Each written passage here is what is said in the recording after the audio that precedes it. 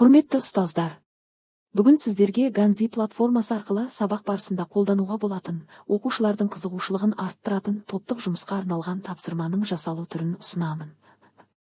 Оқушыларды 2 топқа бөліп, осы тапсырманы орындатуға болады.